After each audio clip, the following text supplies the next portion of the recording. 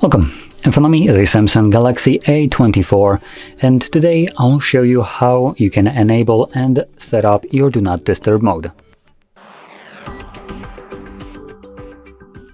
So to get started, you want to pull down your notifications, next on the list, and in here, locate the Do Not Disturb mode.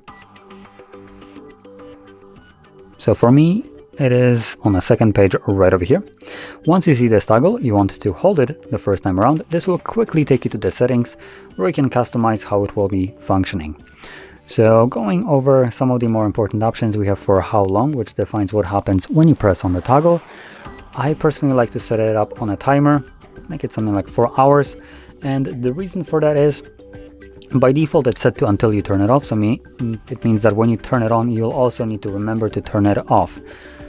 And forget about it. So it would be running indefinitely till I actually remember to turn it off.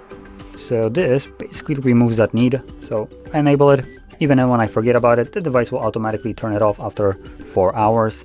And 4 hours for me seems to be basically the sweet spot. So it usually covers whatever I needed to do during that time, and a little bit extra just in case. Now below that we have calls and messages, which allows you to select who will be able to bypass Do Not Disturb mode. So you have calls and messages, with calls also having the option for additional kind of bypass, let's call it. So by default it's looked to be set to none, meaning no one can call you during this mode. But if you enable this, if someone calls you twice within a 15-minute period, at that point they will ignore this option and the call will go through. A good option to have in case of emergencies. And messages below that, so you can select also anyone, contacts, favorites, or no one. And the last thing will be the schedule. So there is one pre-made sleeping. You can obviously create your own. So in here, name it whatever you want, select each day of the week that you want it to run during, and then select start and end time.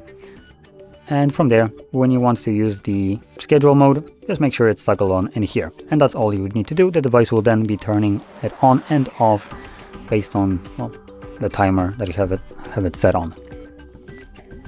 But for everyone else who wants to just enable it manually, once it's all set, you can just find the toggle, tap on it, and you're good to go. And like I said, once you're done with it, you can turn it off by tapping on it once more, or obviously wait the 4 hours in my case, and it will also turn off on its own. So with that being said, if you found this very helpful, don't forget to hit like, subscribe, and thanks for watching.